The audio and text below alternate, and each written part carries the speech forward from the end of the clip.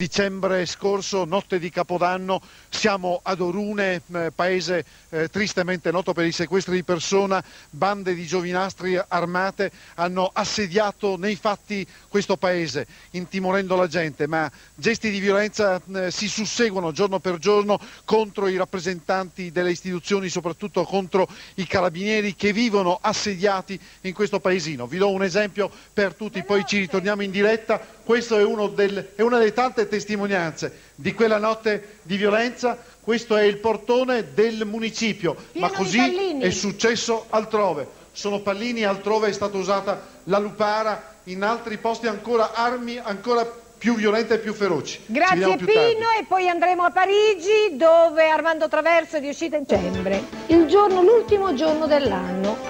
E adesso vi facciamo vedere come in questo paese che si chiama Orune, che è in provincia di Nuoro, un paesino di circa 3.000 abitanti, ce lo racconta con moltissima efficacia Paola Nappi. Guardate questo servizio.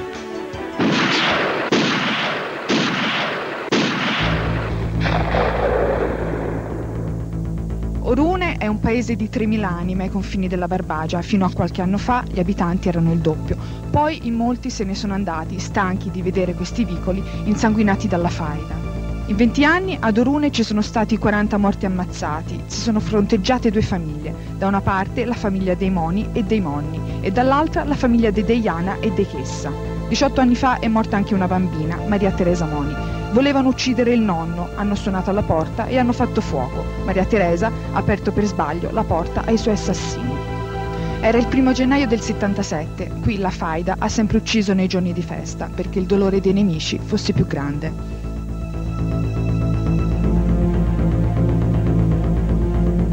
Sono di Orune due latitanti storici dell'anonima sequestri, Giovanni Talanas e Giovanni Farina.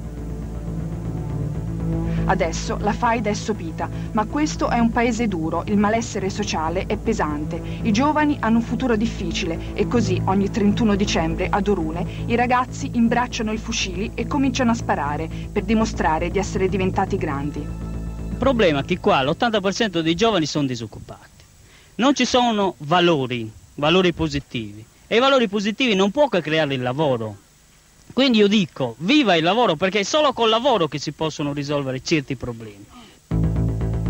Quest'anno, la notte di San Silvestro, si è scatenata una sparatoria. Giovani armati di pistole e di fucili si sono impossessati del paese e hanno sparato contro i luoghi pubblici, l'ufficio postale, il municipio e il Banco di Sardegna. 100 milioni di danni in tutto. Questi sono i vetri blindati dell'interno della banca. Dall'esterno hanno mandato in frantumi i vetri, sono spessi 4 centimetri, poi dopo hanno infilato dentro la canna del fucile da caccia e hanno sparato in tutte le direzioni.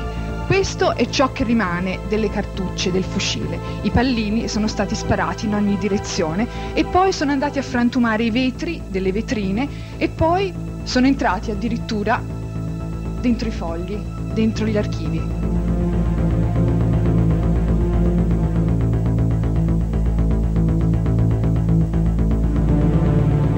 Verso le 10 di sera hanno telefonato alla stazione dei carabinieri avvertendo che in questo vicolo c'era un cadavere. C'è chi dice che si stava preparando un agguato ai carabinieri. Se i carabinieri fossero intervenuti, forse gli avrebbero sparato. Il 29 agosto scorso è rimasto ferito proprio a Via Zuni un giovane incensurato durante un posto di blocco. È morto 15 giorni dopo. Forse gli amici del ragazzo volevano farla pagare ai carabinieri e gli hanno teso un agguato. Dalle 7 di sera tu non vedi nessuno, il paese rimane in mano a queste bande, dove possono fare tutto quello che vogliono, invece noi ci dobbiamo appropriare del paese, cioè se loro ce l'hanno tolto noi lo dobbiamo riconquistare. Io voglio un paese tranquillo, dove uno si possa lavorare, dove se uno fa l'investimento possa vedere un ritorno dell'investimento, dove posso vedere la gente tranquilla uscire in piazza, sorridere, le madri. È necessario colpire il cuore delle persone. Orune è un paese spaccato a metà e la metà sana di Orune si ribella. Le donne del paese hanno fatto una fiaccolata contro i rapimenti e chiedono un futuro migliore per i loro figli.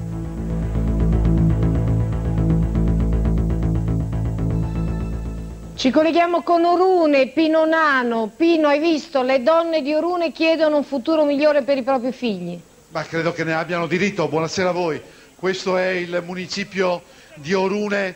Voglio farvi vedere ancora, ma per l'ultima volta, per aprire poi un capitolo di speranza e un capitolo completamente diverso da quello che questo servizio di Paola Nappi ha aperto su Orune. Questa è l'ennesima testimonianza di quella notte di violenza, ma vorrei farvi vedere ancora, questo è il portone principale del municipio di Orune. Siamo in Barbagia, in una delle zone, tra virgolette, noi cronisti abbiamo sempre definito questa zona terra di sequestri e terra di violenza. Noi oggi siamo venuti qui però, noi oggi avete sentito la reazione giustificata della gente di Orune. Non so se il nostro Paolo Cingolani riesce a farvi vedere questo paese, questa comunità è tutta qui in piazza ed è venuta con...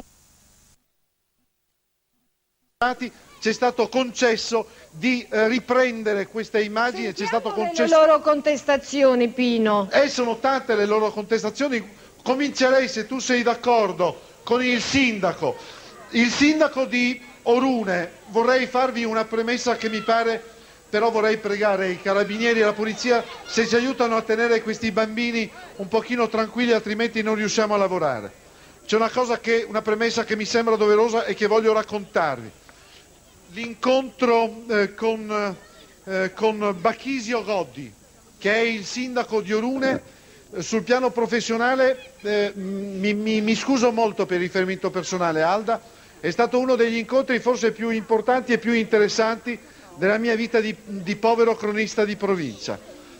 Lui è un medico, figlio di Orune, figlio di pastori, figlio della terra di Orune, a differenza di tanti altri cittadini di Orune. È andato all'università, si è laureato, ha preteso di ritornare a lavorare ad Orune. Adesso fa il sindaco da 8 mesi, non potendo fare l'ufficiale sanitario di Orune come faceva prima, oggi fa l'ufficiale sanitario di Orgosolo, però è qui, credo, per testimoniare anche quella che è l'altra faccia di Orune. Lei è molto arrabbiato con noi, sindaco, dica la verità, perché ha paura che noi siamo venuti qui a raccontare, come dire, la faccia violenta di questo suo paese. No, più che aver paura, questa io ritengo che sia una realtà. Anche dalle immagini che ho visto in televisione non era questo che mi aspettavo, di presentare il comune di Orune con certe immagini che neanche a Orune neanche ci sono. Ci sono dei dati di fatto però con cui ognuno di noi deve fare i conti. Le immagini che Paola Nappi ci ha fatto vedere sono la realtà, nel senso che sono i segni veri, reali di una notte di violenza. C'erano immagini di Orune, perfettamente d'accordo, e questo noi non lo neghiamo, però c'erano anche immagini che purtroppo a ogni fatto di cronaca mostrano, elicotteri di carabinieri che volano sulle campagne. Non certo, quelle immagini non erano certo delle campagne di Orune. Alda, cosa c'è? Volevo soltanto chiedere al sindaco delle cose, perché appunto la realtà è quella. È vero o non è vero che la notte del 31 dicembre si spara contro i lampioni? Nessuno questo lo sta negando e per questo stiamo qui. Ecco, è vero o non è vero che hanno sparato contro il municipio, l'abbiamo appena visto? È vero anche questo e nessuno lo nega. È vero o non è vero che 2 anni fa hanno sparato contro la caserma dei carabinieri ferendo un carabiniere e il giorno dopo hanno ferito un poliziotto? Questo non è vero che abbiano sparato contro la caserma, hanno sparato contro un carabiniere che è stato finito. Bene, mi scusi l'errore, non hanno sparato contro la caserma ma contro un carabiniere. Allora, è vero o non è vero che si spara contro i simboli delle istituzioni del nostro paese democratico? Mi ripete la domanda per cortesia? È vero o non è vero che si spara contro i simboli delle istituzioni che rappresentano il nostro paese democratico? La caserma dei carabinieri, il municipio, gli stessi lampioni. Qua stiamo sbagliando completamente opinione. No, io le sto semplicemente perché quando si spara ai chiedendo... lampioni io dico una cosa, di dire che quando si spara alle istituzioni qualcuno è cosciente. Il consiglio comunale, i consiglieri comunali, il sindaco sono delle istituzioni. E qua ad Orune, contrariamente a quello che succede in molte altre parti d'Italia, in molti paesi dove mettono le bombe a casa del sindaco, le bombe a casa dell'assessore e che sparano contro gli amministratori comunali, questo lì io le avrei potuto rispondere se quando a un certo punto questi atti di violenza fossero rivolte contro le istituzioni, l'avrei potuto capire se avessero sparato alla casa del sindaco, alla casa di qualche assessore o alla casa di qualche consigliere. Cos'è il municipio, mi scusi signor sindaco? Il municipio, perfettamente d'accordo, è il palazzo di un'istituzione. Ecco, la caserma dei carabinieri ma non per questo chi spara alla coscienza che sta sparando contro le istituzioni. Signor sindaco, noi non stiamo dicendo che tutti gli abitanti di Orune sparano contro i carabinieri, perché non contro la caserma ma contro i carabinieri, che feriscono i poliziotti, che sparano contro il municipio, che crivellano una banca, che fanno in una notte 100 milioni di danno. Non sono tutti gli abitanti di Orune, ma quello che noi abbiamo detto è la verità, e allora vuol dire che c'è un malessere e lei come sindaco deve prendere atto di questo malessere, non deve venire a dire che noi abbiamo raccontato balle. Signora Alda, io non le sto dicendo che sta raccontando balle, siamo qua in una trasmissione per dimostrare che questi fatti ci sono stati. Non ci sono stati soltanto il 31 dicembre del 1995. Purtroppo no, ogni 31 dicembre. Questi fatti stanno succedendo da 15 anni. Ecco, qua è che si sta parlando di questo fatto, se ne sta facendo un fatto di cronaca molto molto più ampio di quello che realmente è. Quindi da 15 anni il 31 dicembre una parte, alcuni cittadini di Orune imbracciano armi e sparano. Ma lei sta dicendo questo? Io comunque non lo posso affermare. Alcune persone sparano. Ha detto lei, alcune persone. Posso inserirmi un momento, scusi? Sì, certo, Pino. Vorrei parlare con Alda De Usagno, me la fate vedere per favore. Voglio raccontare quello che un cronista ha raccontato, certo nel corso di una giornata è troppo breve. Voglio darvi l'idea, per poi aprire, ve lo dicevo prima, un'altra pagina completamente diversa da questa, quello che succede la notte di Capodanno. La notte di questo Capodanno, l'ultima notte di Capodanno, almeno 70, dico 70, non una, almeno 70 ragazzi sono usciti di casa armati e hanno assediato, messo sotto assedio questo paese. Hanno sparato e hanno praticamente distrutto quel poco che c'era da distruggere. Naturalmente il sindaco ha ragione, la parte buona e la parte migliore di Orune quella notte è rimasta a casa. Queste immagini sono le immagini che noi abbiamo ripreso questa mattina con Paolo Cingolani. Ce la dicono lunga sul tipo di, come dire, di hobby che queste bande di ragazzacci hanno in questo paese. C'è una cosa che vale la pena di raccontare ed è la paura che vivono qui gli uomini dell'Arma dei Carabinieri. È doveroso raccontare la tensione e direi anche il senso di paura, perché è giusto che anche essi abbiano paura, vivono stando in questa caserma. Sono 20 uomini che hanno paura di uscire di notte per paura di essere colpiti da un cecchino o da un proiettile vagante. Ma c'è di più. La notte in cui sono stati chiamati, qualcuno ha telefonato in caserma, nulla di ufficiale, ma sono indiscrezioni assolutamente attendibili, qualcuno ha telefonato in caserma per dire intervenite, era una vera e propria trappola. Qualcuno sperava che i carabinieri quella notte di Capodanno uscissero probabilmente per colpirli. È intervenuta invece, sarebbe dovuta intervenire invece la polizia. I carabinieri hanno chiamato la polizia. Vorrei farvi vedere ora, poi torniamo sul sindaco di Orune, questa testimonianza che è del capo gabinetto della questura di Nuoro, che ci spiega perché quella notte di fronte al rifiuto dei carabinieri di intervenire non è intervenuta neanche la polizia, e la cosa ci sembra assolutamente grave. Sentiamo questa intervista. Perché la polizia non è intervenuta durante la sparatoria? Ma guardi, posso dire molto poco, in quanto in atto ci sono indagini finalizzate all'individuazione dei responsabili della sparatoria del 31 sera decorso in Orune. Noi non siamo intervenuti durante la sparatoria, in quanto sicuramente ci sarebbero potuti essere dei feriti, anche se naturalmente gli uomini nostri erano in una situazione di massima sicurezza, essendo dotati di automezzi blindati, oltre che ai giubbotti antiproiettile. Naturalmente avrebbero dovuto intervenire esclusivamente qualora la situazione fosse degenerata, e così come naturalmente era stato stabilito in sede di Comitato per l'Ordine e la Sicurezza Pubblica in Prefettura. Era presente la polizia ad Orune? La polizia era presente con diversi mezzi blindati, torno a ripetere, con uomini in divisa, oltre che con uomini in borghese. Vi era un funzionario che dirigeva i servizi e ritengo che i nostri uomini abbiano agito con alta professionalità. Testimonianza del capo gabinetto del sindaco a questa cosa. Sì, con una denuncia credo. È vero che lei già tempo prima aveva preavvertito le autorità competenti che notte di Capodanno questo paese si sarebbe trasformato in un paese western. Sì, il 29 di dicembre esattamente a Nuoro in prefettura c'è stata una riunione del comitato di sicurezza e alla domanda del signor prefetto di che cosa si poteva fare, io al signor prefetto ho fatto una semplice richiesta, non un intervento delle forze dell'ordine in massa quando si sparava. Ho chiesto semplicemente la presenza delle forze dell'ordine come mezzo preventivo dalle 4 del pomeriggio, se si riusciva, meno nel possibile, a bloccare già in partenza questo fenomeno. Dottore Goddi, devo rifarle la domanda perché ho paura di aver capito male, mi scuso molto. Lei già tempo prima aveva avvertito il prefetto che la notte di Capodanno qui sarebbe successo quello che poi noi abbiamo registrato? Beh, questo è stato avvertito, ma era agli occhi di tutti, anche sugli ultimi fatti di questi anni, che sarebbe successa questa cosa.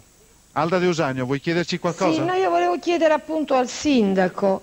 Signor sindaco, perché c'è questo malessere nella sua cittadina? Che cosa accade? Sono solo 3.000 abitanti, è un piccolo centro, cosa succede?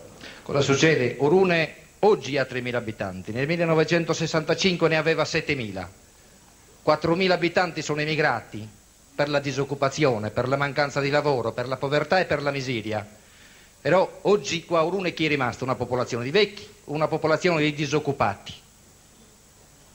Le signore, le donne che abbiamo sentito nelle interviste, donne coraggiose, hanno rivendicato un avvenire, un futuro sicuro per i loro figli.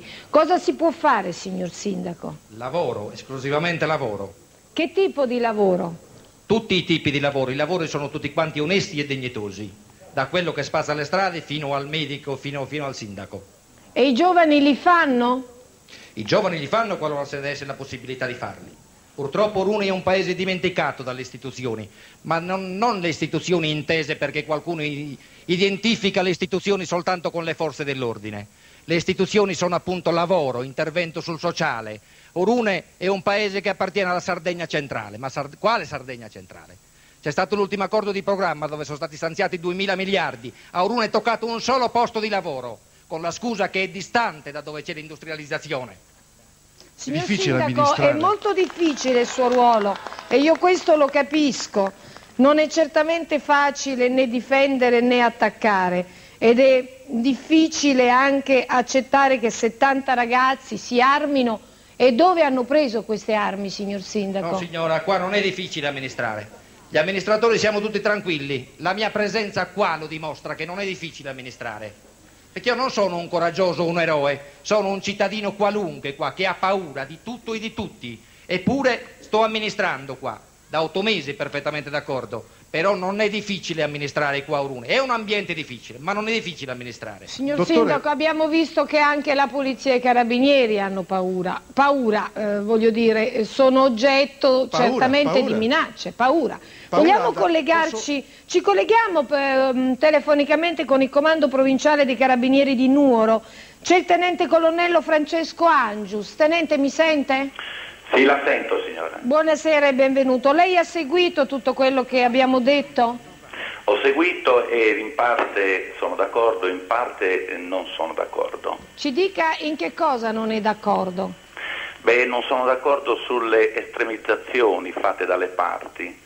Innanzitutto vorrei dire che Orune è uno dei paesi della provincia dove i problemi dell'ordine e della sicurezza pubblica sono più evidenti e non sempre presentano soluzioni facilmente applicabili. Così come altri centri come Orgosolo, Desolo, Arsana, l'Arma è presente in quel centro con un presidio consistente che li impegnano diuturnamente nel compito primario di garantire l'ordine e la sicurezza, ma quella parola che è stata ripetuta più volte, la paura, non esiste nelle forze dell'ordine, nel senso in cui viene detta. Le forze dell'ordine hanno degli atteggiamenti, dei comportamenti che possono essere più o meno diciamo condivisi, ma badano sempre all'opportunità delle loro azioni. Quella sera ad Orune era opportuno seguire un certo comportamento e questo è stato condiviso, dibattuto e dopo ampia riflessione nel Comitato dell'Ordine e della Sicurezza Pubblica, anche dopo che sono andati via i sindaci, e l'atteggiamento da assumere era quello più opportuno per evitare che si spargesse anche del sangue. Quindi naturalmente la maggioranza della popolazione ad Orune è sicuramente onesta e laboriosa, ma una fetta non indifferente è conflittuale con la parte tranquilla del gruppo e con le istituzioni, soprattutto quelle più impegnate nel tutelare i deboli e contrastare il sopruso. Questa parte di popolazione è anche dedita a commettere ogni sorta di delitti, non solo in Orune ma anche altrove, rapine, come ha detto il giornalista che sta sul posto, qualche sequestro di persona, traffico di stupefacenti, ma non solo in Orune ma anche in altre zone. Peraltro in quel centro alcuni gruppi di famiglie sono schierati in faida, una faida feroce e sanguinaria che si fronteggia senza esclusione di colpi. Negli anni '80 sono morte alcune decine di persone, cadute sotto il piombo degli avversari. Si potrebbe addirittura affermare che in questi ultimi anni la faida non esiste solo per mancanza di contendenti giovani. Questi sono i veri problemi di quella comunità. Allora, quali posso... Sì, dimmi, lei resti in contatto telefonico, tenente, per cortesia, non si abbandoni. Volevo aggiungere un particolare... Sì. Che può sembrare una rettifica ma non lo è. Quando il colonnello Angius dice che i militari dell'Arma non hanno paura, probabilmente ha ragione, ma vorrei darti l'impressione che ho ricevuto io questa mattina andando a trovare il maresciallo Antonio Di Maggio, che è il comandante della caserma dei Carabinieri di Orune. Questa caserma ha le finestre e i vetri delle finestre sono blindati, ha le finestre che danno sulla strada e attorno, accanto alle finestre, probabilmente il colonnello Angius non ci avrà mai fatto caso, non ci sono sedie intorno, non c'è nulla intorno che possa permettere ai militari dell'Arma di star vicino alle finestre, per paura, se vuole la preoccupazione, ma per paura di finire vittime dei cecchini. Ecco, quando io dicevo paura, intendevo paura in questo senso. Questo è il maresciallo Di Maggio, che con grande impegno e con grande senso di responsabilità dello Stato svolge questo difficile compito di rappresentante delle istituzioni in questo Paese. Ecco, paura in quel senso lì, colonnello Angius. Tenente colonnello, lei... Sì, signora, vorrei replicare, mi scusi. Sì. Il giornalista ha sicuramente travisato quelle che sono le finalità di quelle attività di sicurezza e soprattutto di quei mezzi di sicurezza. Il vetro antiproiettile in un paese come Orune, ma non solo, come tantissimi altri, così come la porta blindata di una casa, rappresenta un motivo di sicurezza, non esprime nessun tipo di paura, è soltanto un modo di essere sicuri all'interno di una struttura, non certamente per quello. Comunque sono misure di sicurezza uguali in tutte le caserme di tutte le città d'Italia, vero? Ma certamente, signora, certamente, magari più o meno accentuate a seconda della località e della regione. Certamente ad Orune, così come ad Orgoso, ad Arzane e tantissimi altri paesi della provincia hanno delle misure di sicurezza più accentuate che in altre località. Secondo lei, dal momento che il sindaco di Orune aveva chiesto aiuto sin da prima del 31 dicembre, persona responsabile, sentiva che si stava preparando un 31 dicembre di fuoco quasi da Bosnia, quali sono secondo lei le vie d'uscita? Allora, due cose da dire, signora. Prima di tutto, sparare a Capodanno è una tradizione non solo orunese, ma è comune a tutte quelle esistenti in tante altre dell'isola e perché no, dell'Italia e chissà in quante altre nazioni. Si spara quasi ovunque, fucilate, mortaretti, fuochi d'artificio e ogni cosa che produce rumori più forti di quelli della quotidianità. Tutto ciò per manifestare allegria nella festa. La specificità orunese e di alcuni altri paesi della Sardegna, che in questi ultimi anni tendono meno male a ridurre e controllare queste manifestazioni di allegria è che le fucilate sono indirizzate a lampioni, finestre di nemici di famiglia, edifici pubblici oppure uffici postali e bancari, che sono in genere oggetto di diverse attenzioni. A sparare ad Orune però non sono solo esclusivamente le cosiddette bande giovanili, ma ad esse si aggiungono e si mescolano anche paesani appartenenti alla cosiddetta linea grigia, che poi magari... Cos'è questa linea grigia? La linea grigia è quella del silenzio, quelli che poi protestano per l'eccesso di vandalismo. Serve una presa di coscienza della maggioranza della popolazione, che in occasione del Capodanno, e non solo in quella, deve mobilitarsi e contribuire nell'opera di sensibilizzazione generale per limitare l'esplosione di violenza. Così facendo, carabinieri e forze dell'ordine più in generale potrebbero più proficuamente indirizzare l'azione di prevenzione e di contrasto ed ottenere così quei risultati soddisfacenti che tutti i cittadini orunesi e sardi si aspettano. L'azione di misure straordinarie connesse ad azioni di militarizzazione spinta del territorio non sono gradite né volute dalla maggioranza della popolazione orunese.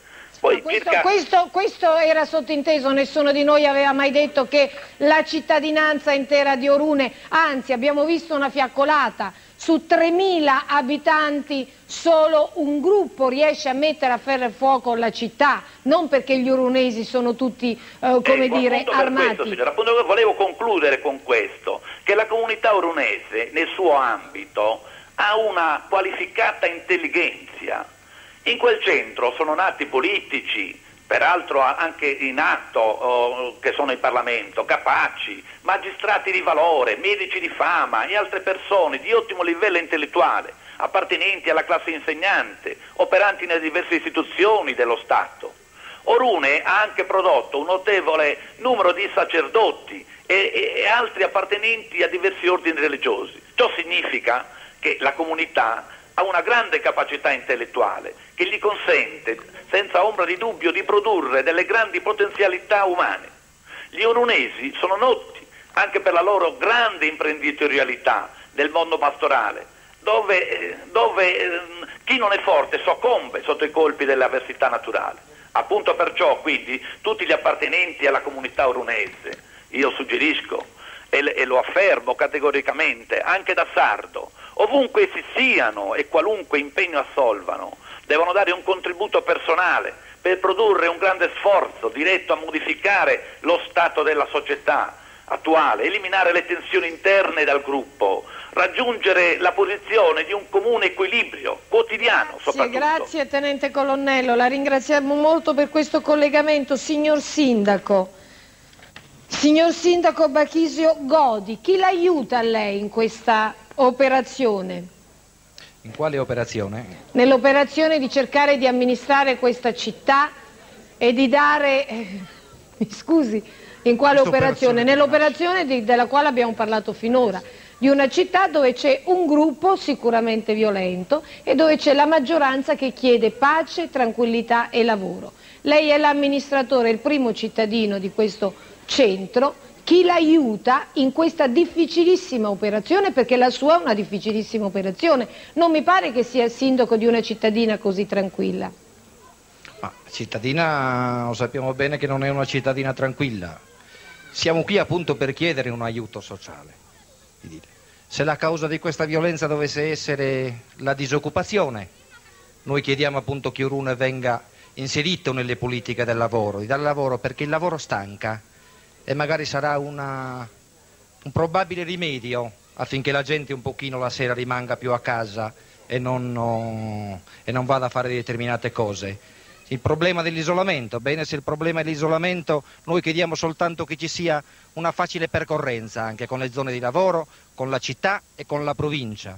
Però voglio fare anche un appello e tutti quanti gli orunesi devono prendere coscienza che bisogna a un certo punto prendere il coraggio, non essere più dei lamentoni. Posso interromperla? Ho visto, Alla scusa, abbiamo una sorpresa che non aspettavamo, ho visto da lontano nelle immagini il vescovo di Nuoro.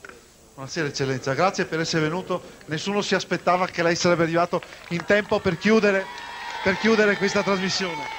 Possiamo dire evviva Orune? Evviva Orune, evviva la vita! Io spero che l'ultimo istante sia dedicato al progetto educativo e al futuro. Il sindaco di Orune non ha nascosto l'atmosfera di disagio e anche di malessere di questa comunità, e noi tutti siamo qui proprio per rinnovare il nostro impegno nella scuola, nelle istituzioni sociali e politiche, nella famiglia soprattutto e nella Chiesa, a progettare un futuro di serenità e di pace alla nostra gente. Ma forse non è la verità dire che qui a Orune e anche nella Sardegna la legge è la violenza. Qui c'è anche la legge dell'amicizia, la legge dell'accoglienza, la legge della gioia anche. E voi... Comincia in questo momento ufficialmente. Non ha esagerato niente.